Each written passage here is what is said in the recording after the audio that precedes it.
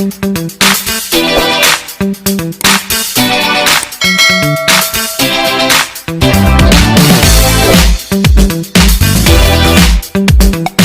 saudara sekalian,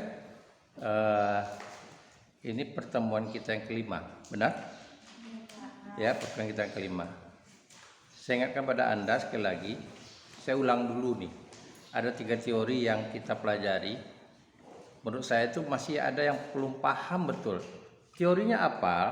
Ya, referensi teorinya bagus, tapi contohnya kurang tepat.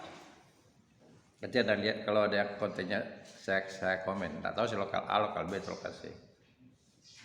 Paham? Saya beri waktu untuk memperbaikinya, karena ini konten Anda itu bukan hanya untuk saya. Terbuka loh, semua mahasiswa nonton. Seluruh Indonesia bisa nonton, Malaysia apa semua nonton. YouTube Anda itu tonton. Jadi kalau salah, tahu-tahu Anda dapat unggul, lah inilah kualitas mahasiswanya kok unggul katanya. Pemahamannya itu salah gitu. Jadi sebelum kita lanjut tambah teori lagi, saya akan ulangi sedikit. Anda perhatikan di belakang juga perhatikan apa yang dimaksud dengan ketiga teori itu. Yang pertama, struktural genetik. Anda udah benar, gen itu. Cuma bicara gen itu kita harus mengaitkan unsur intrinsik itu dengan gennya si pengarang. Misalnya nih, ada kalau kita bicara contohnya fiksi nih misalnya ya, cerita nih. Kenapa kok Hamka bicara tentang lokasinya di daerah Sumatera Barat? Karena dia orang Minang. Gennya karena dia orang Minang. Kenapa dia bicara tentang agama? Karena gennya dia itu seorang mubali, seorang buya. Hamka itu kan seorang buya, pemuka agama. Dia satu-satunya barangkali yang pertama kali yang dapat honoris causa dari Al-Azhar. Dokternya honoris causa dari Al-Azhar. Gitu. Jadi itu yang harus digambarkan dalam contoh. Tapi Anda bicarakan tentang riwayat hidup, lalu Anda bicarakan tentang novel tanpa ada mengaitkan, tidak ada gunanya, tidak juga ada gunanya. Memang saya katakan bahwa dalam genetik itu kita harus tahu riwayat hidupnya si sastrawan. Ya, saya ulangi lagi. Jadi kita bukan bicarakan berkaitan dengan hanya ini riwayat hidup pengarang, tapi riwayat hidup itu menjadi modal bagi kita untuk melihat pengaruhnya dalam teks. Ya, Anda bisa saya suruh menulis nih. Anda tulis cerpen, atau ada yang menulis posisinya di daerah Duri. Ada, kenapa kok diambil lokasi di Duri? Kenapa ambilnya Tembilahan? Karena dia memang orang situ. Gennya dia asalnya di sana gitu. Bicara tentang kalau dia orang Tembilahan, bicara tentang petani kelapa. Karena memang gennya dia seorang bawa anak petani kelapa misalnya. Ya, tanpa disadari itu pengaruhnya. Paham? Paham? Nah, saya beri contoh lagi misalnya. Siapa orang Tapanuli di sini? Ada orang Tapanuli di sini? Gak ada. Orang Tapanuli itu dia suka makan ikan mas dan ubi tumbuk. Pucuk ubi tumbuk, ya, itu makan ikan mas. Sebetulnya bukan ikan mas yang disuka, itu ada ikan sejenis ikan mirip ikan mas, itu ikan toba namanya, di Danau Toba adanya. Jadi kalau ada teman dengan orang Tapanuli, dia itu suka makan ikan mas itu. Kalau ikan itu bagi mereka bukan dimasak, dicuka aja saja, dicuka, dibungkus di daun, jadinya masak karena panas cukanya. Lalu kalau bicara tentang ikan mas, ya karena gennya dia orang Toba. Anda dikatakan Anda bukan orang Batak, Anda ingin tidak pernahnya misalnya ada pucuk ubi itu ditumbuk, ya. Nah, tapi karena dia gennya dia orang itu, itulah yang saya katakan kaitannya antara cerita dengan gennya si pengarang. Ngerti? Nah, itu yang dikatakan, itu yang kalau teori oke. Ya, kalau teori itu oke. Anda punya referensi bagus. Ada sebagian hanya mendengar kata saya. Ya, carilah ini tokonya di Ferdinand de Saussure misalnya. Oke, tidak ada masalah, bagus. Karena itu yang saya harapkan di situ. Anda mengejar teori itu. Karena saya tidak akan sedetailnya bicara tentang teori. Ya. Karena bagi saya tidak mau memanjakan mahasiswa. Saya hanya memberikan, oh ini loh teorinya, silakan Anda cari. Kalau rajin mencari bisa dapat 10, yang malas harusnya dapat 3. Paham? Nah. Lalu kedua kita kajikan struktural. Nah, kalau bicara struktural kita jangan singgung lagi masalah pengarangnya. Pure kita bicarakan tentang unsur intrinsik saja. Ya, boleh misalnya kita mengatakan tentang watak. Oh, watak ini dipengaruhi oleh tempat. Hanya hubungan antar itu boleh, tidak ada masalah. Bukan mengidentifikasi saja. Ini temanya ini mananya ini. Itu mengidentifikasi. Ya, kita hanya mendata aja. Tapi kan kita tahu unsur intrinsik itu dia punya keterkaitan satu sama lain. Ya, misalnya nih, saya bicarakan tentang, selalu saya berikan contoh yang mudah-mudah saja, yang artinya yang populer, tenggelamnya kapal Van der Wijk. Zainuddin itu dari mana asalnya? Zainuddin, pernah baca nggak? Pernah nonton nggak? Coba nanti mulai baca. Ya, dari muda ini mulai baca novel. Ya, karena sampai nanti tuh Anda sering diberikan contoh, jangan bingung aja. Siapa ya? Gitu. Jadi Hamka itu mengambil contoh Zainuddin itu dari Makassar. Makassar itu tradisinya adatnya itu patrilineal, ikut garis bapak. Sementara Zainuddin itu bapaknya orang Minang. Bapaknya keturunan Minang, ibunya Makassar. Menurut adat Bugis, dia tidak termasuk orang Makassar, orang Bugis. Ya, nah ini ibaratnya sama dengan orang Tapanuli. Kalau bapaknya Tapanuli pakai marga, walaupun ibunya orang mana, orang Minang, orang Cina, orang manapun, pasti dia pakai marga. Ya, karena darahnya dari bapak. Tapi kalau ibunya ya Tapanuli, sementara bapaknya bukan orang Tapanuli, putuslah marganya. Oleh karena itu, ini saya singgung sedikit. Oleh karena itu orang Batak itu dia menginginkan anak laki-laki. Jadi hati-hati kalau Anda punya suami orang Batak, bukan hati-hati ya. Selagi Anda belum punya anak laki-laki, suruh dia beranak terus. Kalau suami Anda orang Batak, karena dia ingin turunan marganya. Kalau tidak, putus di situ. Ya, putus di situ. Nah, jadi kita mengatakan nanti kalau kita mau mengkaji struktural itu kita bicarakan kenapa Hamka mengambil tokonya dari Makassar, kenapa tidak dari Sumatera Utara, karena Sumatera Utara kan patrilineal juga, kenapa tidak dari Sumatera Utara. Nah, itu yang kita mengkaji, membedah unsur intrinsiknya. Nah, kita interpretasi, oh kalau orang Sumatera Utara kan campur-campur. Anda tahu orang Sumatera Utara itu, orang di Medan, orang mana paling banyak? Anda pasti mengatakan orang Batak, orang Jawa yang paling banyak. Jawa Medan, orang Jawa yang paling banyak. Di Medan itu. Di Medan itu bukan orang Batak yang paling banyak. Ya, orang Medan orang Jawa yang paling banyak keturunannya. Gitu. Nah, kembali ke persoalannya. Jadi Anda ceritakan, Anda menginterpretasikan kenapa. Nah, itu kita membedahnya menurut interpretasi kita. Kalau diambilnya dari Medan, dari Sumatera Utara, itu kan campur. Ada yang Kristen, ada yang Islam. Tapi kalau orang katakan orang Bugis, itu selalu katakan orang mayoritas itu orang Islam. Paham? Satu. Yang kedua, mungkin ada alasan menurut Anda, dia melihat orang Bugis itu orang perantau. Kita tahu kapal penisi kan? Nah, jadi dia dulunya memang merantau dengan kapal, dengan perahu layar,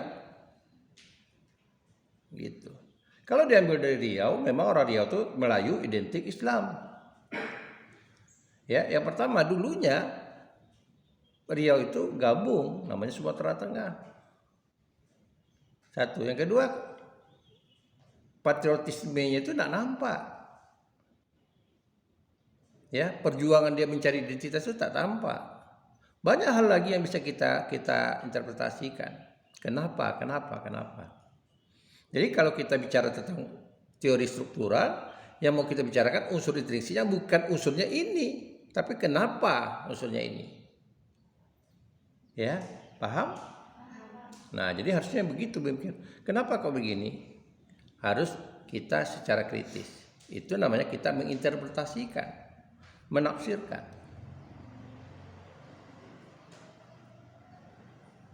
Itu saya komen-komen itu, ini bagus, cuma itu tadi. Ini pendekatannya lebih cenderung ke struktural gitu. Yang ketiga, teori ketiga itu mimetik.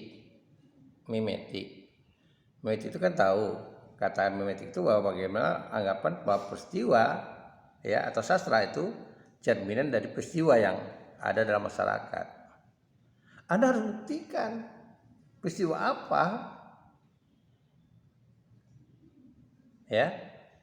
Oh, dia puisi, benar puisi, tapi misalnya tentang senja di pelabuhan kecil.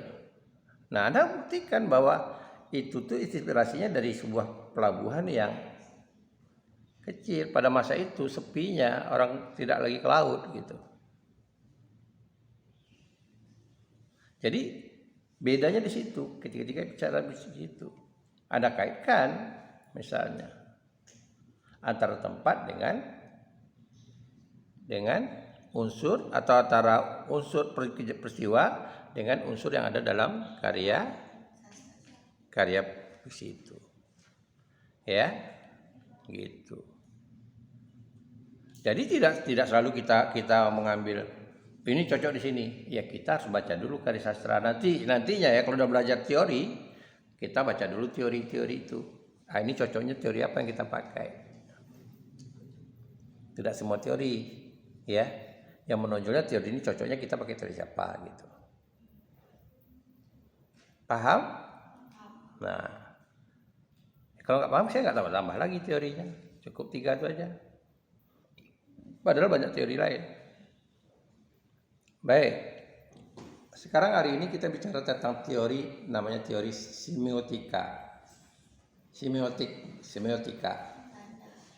Tanda dan pertanda.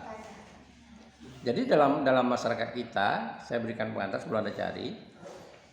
Dalam masyarakat kita itu ya sudah lazim orang mengakui itu namanya tanda penanda tadi. Ya, ini dalam kehidupan masyarakat. Contohnya tiba-tiba di ruangan ini ada kupu-kupu. Bagi masyarakat percayaan ini ada tamu apa nih. Ya. Berarti tandanya kupu-kupu dimasuk di ruang tamu berarti ada tamu.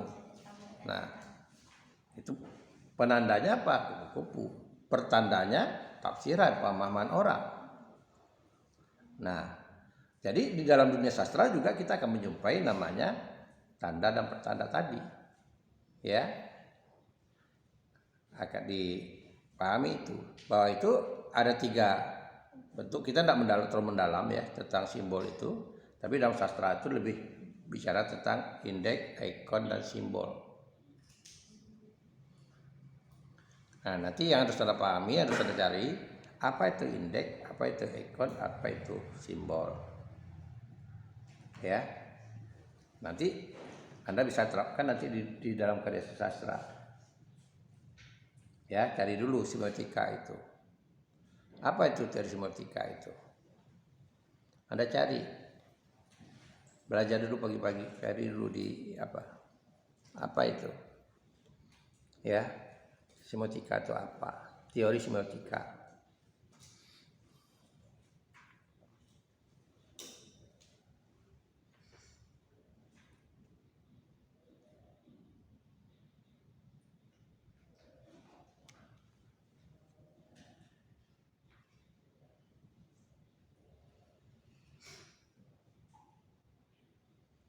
Dapat? Nah, coba teori semiotikanya dulu. Apa itu yang katakan semiotika? Siapa nggak tahu? Silakan. Jadi teori semiotika itu merupakan kajian sastra yang membahas makna tanda. Nah, pada pemahaman ini, kajian sastra semiotika merupakan makna tanda sebagai pembangun karya dan tanda dipahami melalui kajian ini. Jadi intinya pemaknaan tanda. Pemahaman tanda. Ada lagi yang mau menambahkan? Ada? Ya, silakan belakang. Kamu silakan. Semiotika adalah ketika kita saling berkomunikasi antara individu satu dengan individu yang lain, ada sebuah kode atau simbol yang kita tuh saling mengerti, seperti kedipan mata ketika saling berkomunikasi, itu termasuk dengan semiotika, Pak. Termasuk semiotika. Ya. Oke, betul. Ada lagi? Ya.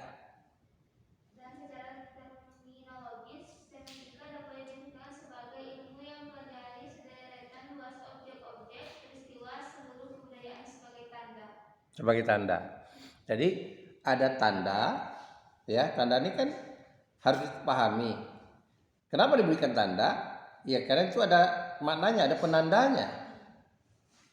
Paham? Jadi ada penandanya. Penandanya apa gitu? Jadi maksudnya penanda itu mengingatkan orang. Ya. Jadi orang menafsirkan ketika misalnya nih orang tiba-tiba Anda jalan lihat orang tiba-tiba misalnya ibu-ibu bawa kantong ya berisi beras kotak kecil, pasti di mana siapa orang meninggal, pasti itu tanda kita dalam tradisi kita. Atau misalnya Anda lewat di sini di Sumatera ini Anda melihat ada bendera putih terpasang, pasti ini siapa yang meninggal, kan itu. Kenapa? Itu disepakati. Jadi tanda penanda itu merupakan kesepakatan, ya, kesepakatan baik secara universal maupun secara ruang lingkup yang lebih kecil. Universal itu secara menyeluruh orang mengatakan itu, tapi ada skop lebih kecil, ya, skop lebih kecil. Saya beri contoh lagi, misalnya Anda pramuka, dulu pada yang ke pramuka, Anda tahu bendera Semapur? Nah itu kan bentuk memberikan tanda penanda kesepakatan. Kalau kenapa sekarang itu bukan universal, yang ngerti itu orang yang mendalami ilmu pramuka. Morse misalnya juga, ya bunyi fluid itu kan Morse, urusan bunyi itu yang dikatakan seperti itu juga. Di suku Indian, orang India itu mengeluarkan asap sebagai penandanya misalnya. Ya, lalu di dalam sastra gimana? Ya kita lihat kata-kata yang berfungsi sebagai bentuk tanda penanda tadi. Ya, dalam puisi misalnya, kita lihat kata atau ungkapan yang sifatnya menggambarkan atau yang mengisyaratkan itu sebagai sebuah tanda atau penanda. Paham? Jadi itu yang harus dipelajari, ditafsirkan oleh kita. Karena dalam simbol itu di sanalah salah satunya bagian yang sastrawannya memberikan amanat, pesan. Kalau kita bisa menafsirkan tanda penanda itu, kita bisa menangkap pesan dari sastra pengarang. Seperti tadi saya katakan, kenapa kok dari Makassar? Ya, Zainuddin itu. Tafsiran kita begitu.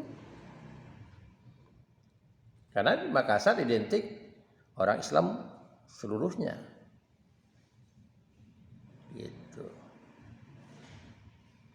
Paham? Nah, coba cari lagi, lanjutkan lagi. Itu tanda penanda itu ada 3 kategorinya. Ya, silakan. Teori semiotika itu ada 3 garis besar. Iya. Itu semiotik pragmatik, kedua semiotik sistatik, Hmm. dan yang ketiga semantik. Semantik. Iya. Oke.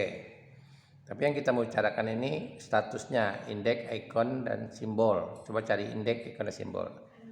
Ada? Nah, coba yang lain giliran. Siapa lagi? Siapa lagi? Itu benar ya, kamu salah itu bukan salah, benar. Ya, itu benar.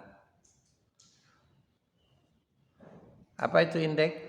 Iya, silahkan. Indeks itu merupakan hubungan tanda dengan objek karena ada hubungan sebab akibatnya. Contohnya? Contohnya asap dan api. Asap dan api. Berarti ada hubungan sebab akibat. Ingat kuncinya ada hubungan sebab akibat. Ya. Jadi ada hubungan sebab akibat. Itu indeksnya. Kenapa dia tidak datang? Karena dia sakit. Indeksnya karena dia sakit. Nah, itu contohnya seperti itu. Ya. Jadi ada hubungan sebab dan akibatnya. Atau sebaliknya, akibat dan sebabnya. Ya, paham? Nah, kedua. Coba cari kedua, apa itu? Simbol. Apa pengertian simbol? Ya, silakan di belakang. Simbol adalah tanda yang didasarkan pada konvensi, peraturan, atau perjanjian atas kesepakatan bersama. Nih, jadi ada kesepakatan. Kalau tadi kan hubungan tanda dan penanda itu kan hubungan sebab akibat nih, indeks. Kalau simbol itu kesepakatan. Nanti kalau Anda tanya, kenapa kok logo Himba kayak begitu Pak? Ya karena kesepakatan Himba. Ya, karena kesepakatan mereka gitu. Nah itu dikatakan simbol. Logo itu kan simbol. Paham? Jadi Anda harus tahu. Nah, simbolnya apa? Ya seperti kita logo kita burung Garuda, simbol kita itu burung Garuda. Lalu ada di rantai ada apa? Gambar simbol. Kan itu harus ditafsirkan. Ya. Apakah benar enggak burung Garuda itu sayapnya itu jumlahnya 17? Enggak. Tapi karena dia simbol, disepakati dirancanglah burung Garuda itu gambarnya sayapnya jumlah 17. Kalau Anda ke Taman Mini, Anda lihat yang namanya burung Garuda itu, yang realnya nggak terhitung bulunya, nggak mirip, ya. Jadi karena dia simbol negara, diciptakanlah disesuaikan dengan ada makna. Kan simbol burung Garuda itu kita harus tafsirkan. Ekornya berapa? Saya mau ingat. Ekornya ada berapa bulu ekornya? 8. Kemudian sayapnya berapa? Tak lulus kamu nanti kalau baca sila. Nah, ya harus tahu. Padi kapas maksudnya apa? Tanda pangan. Apa? Pancasila. Coba Pancasila. Iya, arti simbolnya kan Pak. Iya. Arti kapas dan padi Iya. itu mengartikan tentang ini sandang pangan gitu Pak. Iya, tapi sila keberapa? Oh, banyak sekali. Kan Pancasila kan? Lambang Pancasila kan? Coba bintang itu apa lambangnya? Tuhan Yang Maha Esa. Harus hafal.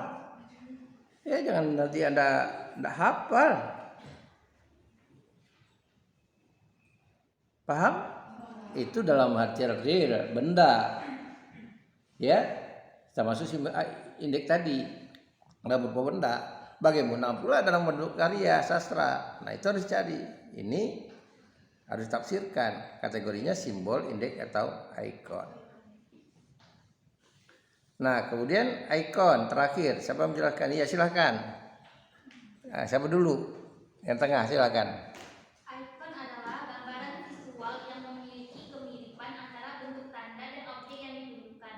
Contohnya objek yang seekor sapi, maka icon dari objek ini dapat berupa gambar sapi, sketsa sapi, patung sapi, atau foto dari sapi. Iya. Jadi ada gambar yang kemiripan gitu. Ada lagi yang menambahkan? Iya, silakan. Icon itu tanda yang mirip dengan objek yang diwakilinya. Icon memiliki ciri-ciri yang dimiliki dengan apa yang dimaksudkan. Nah, contohnya itu kayak peta Indonesia adalah icon dari wilayah negara Indonesia. Peta Indonesia itu sama dengan globe, itu globe itu kan simbolnya dari ikonnya di dunia. Paham? Nah, itu realnya. Tapi saya mau coba Anda tes lagi nih. Siapa yang pernah lewat Jalan Sudirman, Pekanbaru? Iya, tahu perpustakaan yang nggak tahu. Perpustakaan apa namanya? Wilayah. Namanya perpustakaan Suman HS. Itu bentuknya apa? Apa bentuknya? Buku.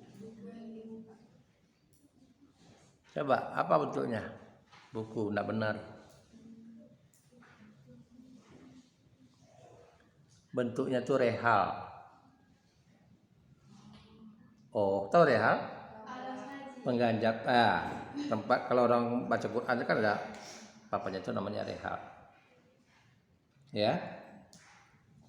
Dia jadi ikon, jadi simbol atau jadi indeksnya Pekanbaru atau Provinsi Riau? Jadi ikonnya. Benar? Benar? Kenapa? Coba kaitkan dengan definisi tadi.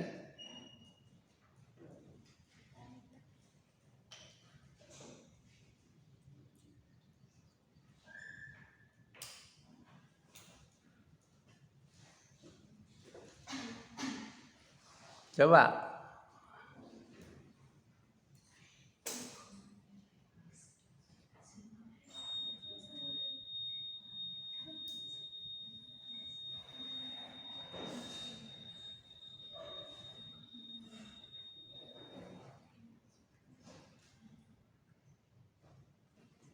Kalian bisa jawab.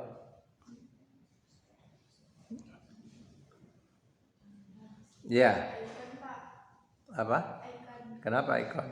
Karena dia menggambarkan tentang kebudayaan Islam, yakni masuk mengaji. Kebudayaan Islam, kemudian mengaji. Oke. Ada lagi? Penjelasannya kurang tepat kali. Ya. Ada?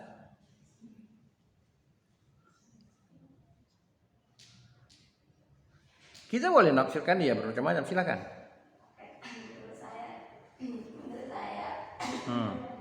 Menurut saya itu adalah ikon karena tanda yang terdapat.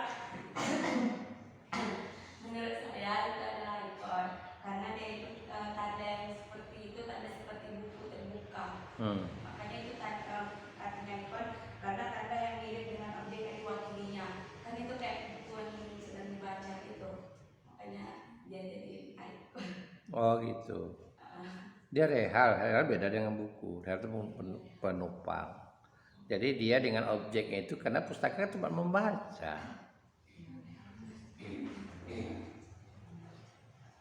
Ya kan?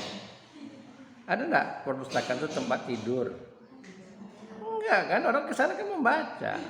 Jadi simbolnya dia, semiotiknya dia itu kaitan dengan, ya ada kaitannya. Oke, paham? Paham? Nah, sekarang kita aplikasikan ke dalam dunia sastra. Coba, saya mau Anda mengamati lagu. Kalau nanti di puisi ada bosan mungkin. Lagu misalnya. Ya. Coba Anda cari ikon lagu apa yang suka? Anda suka? Lagu apa? Cari aja sendiri. Pak, yang cari pertama sekali indeksnya. Ini ada lirik lagu, ini Pak ada indeksnya. Gitu. Ini semiotiknya gitu. Silakan mau lirik lagu apa suka Anda.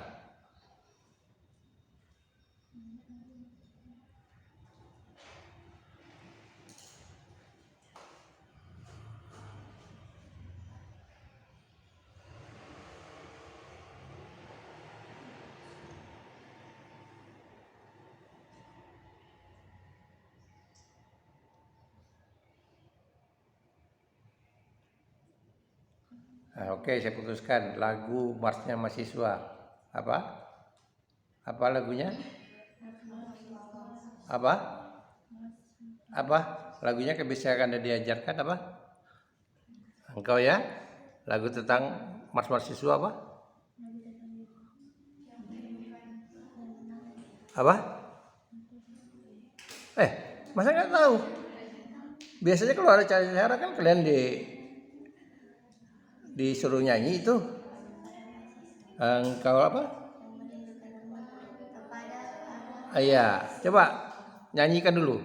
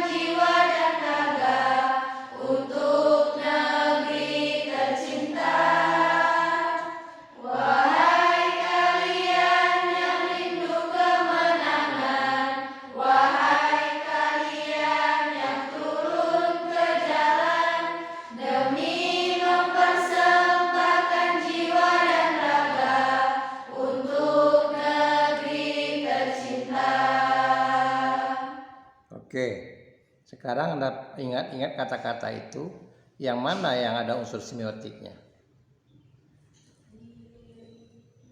Coba, yang mana ada unsur semiotiknya? Yang telah menggoreskan sebuah catatan kebanggaan di lembar sejarah manusia. Semiotiknya di mana? Yang telah menggoreskan Sebuah catatan kebanggaan di lembar sejarah manusia. Iya. Kenapa Anda katakan itu semiotik?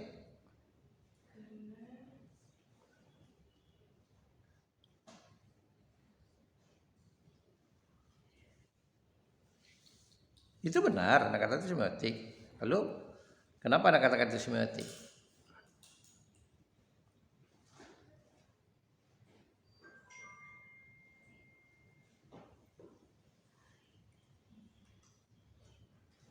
Yang lain boleh cari yang lain lagi. Yang mana? Ya. Wahai kalian yang rindu kebenaran, Pak. Wahai apa? Kebenaran, Pak. Karena kita sebagai mahasiswa itu kita berani untuk melawan pemerintah yang salah. Karena kita ingin meluruskan. Itu semiotiknya. Semiotik itu. Iya, Pak. Itu masuk kategori apa? Nggak tahu, Pak. Enggak tahu.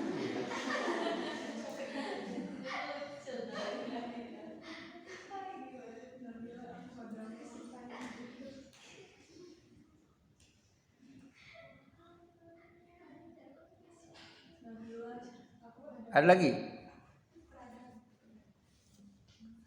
Yuk kita ada soal yang bercontoh. Itu lagu, tapi Anda tidak paham dengan pemahaman itu, hanya melagukan aja gitu. Malah itu banyak semiotika di sana.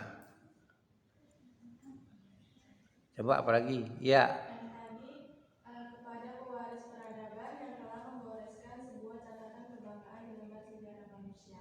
Itu termasuk dalam indeks. Iya. Apa indeks itu?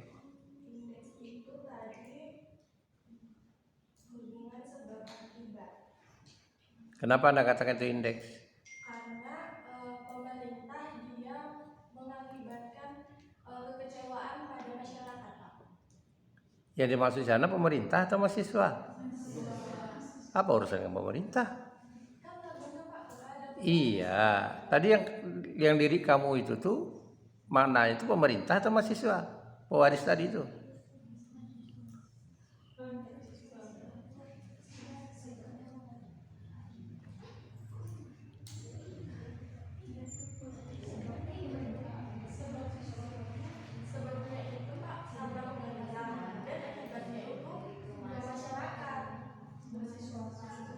Nah, urusannya itu kan kita bicara definisi indeks tadi, semiotika itu apa? Bukan masalah hubungan sebab akibat, kan? Nah, bicara tentang tanda dan penanda. Tanda dan penandanya apa? Penandanya itu tadi kan pewaris kan, ya, kan itu penandanya. Nah, pewaris itu artinya generasi muda kan, bukan generasi tua. Mahasiswa itu kan pewaris. Itu yang dikatakan indeks itu kaitannya dengan itu. Apalagi coba saya uji Anda, jangan bawa keluar aja nyanyi-nyanyi. Ya, apa maknanya? Apa lagi? Dia terkadang pencipta lagu itu pun terkadang dia tidak memikirkan simbol atau semiotika yang dia muat di sana. Karena apa? Dia lebih cenderung memilih yang namanya diksi. Ya, pilihan kata. Tapi diksi itu bisa efeknya tercipta namanya semiotika tadi. Apakah itu indeks, apakah itu simbol, apakah itu ikon.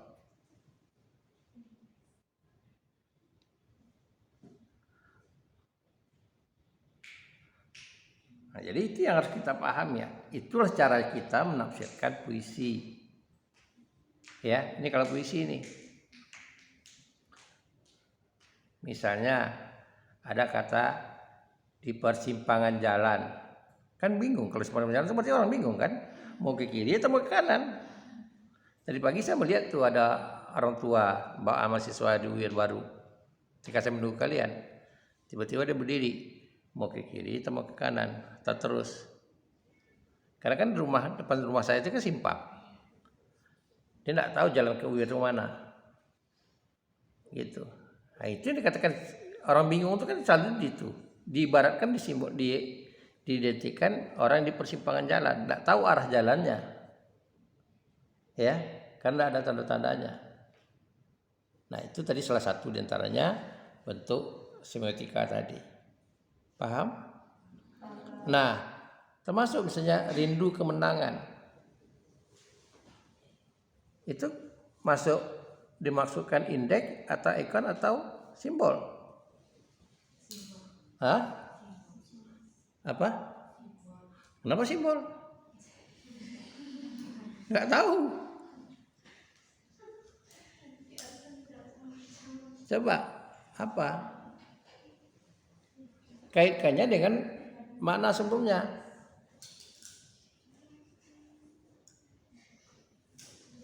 Apa lirik sebelumnya, Pak? Wahai kalian yang turun ke jalan. Nah, turun ke jalan itu apa? Itu apa? Iya, demo. Terus turun ke jalan itu kan artinya indeksnya itu kan demo. Simbol itu buktinya kaitannya dengan yang saya katakan tadi, rindu kemenangan. Ya kan? Kalau enggak menang tuh apa turun? Oh, ada Pak sekarang. Kami mau turun untuk apa? Untuk buat konten. Nah, itu tadi. Paham? Jadi saya jelaskan sekali lagi pada Anda. Yang pertama sekali itu dalam sebuah karya sastra, apakah itu puisi, apakah itu prosa, fiksi, itu banyak bentuk-bentuk semiotika, apakah itu indeks, simbol maupun ikon. Ya, yang itu yang harus ditafsirkan. Jadi kalau kita membaca secara kritis, kita menafsirkan, karena itu bisa dijumpai di diksi, di pilihan kata, ya, kata yang dipilih. Kenapa? Dalam puisi misalnya itu maknanya itu biasanya menggunakan makna konotatif, bukan makna kamus, bukan makna denotatif. Jadi kita perlu kemampuan kita untuk menafsirkan. Ngerti? Nah, itu tadi sekarang lagi saya beri Anda tugas untuk memahami puisi Aku, ya, karangan Khairil Anwar. Aku, coba baca yang mana indeks, yang mana simbol, yang mana ikon. Ya, silakan baca.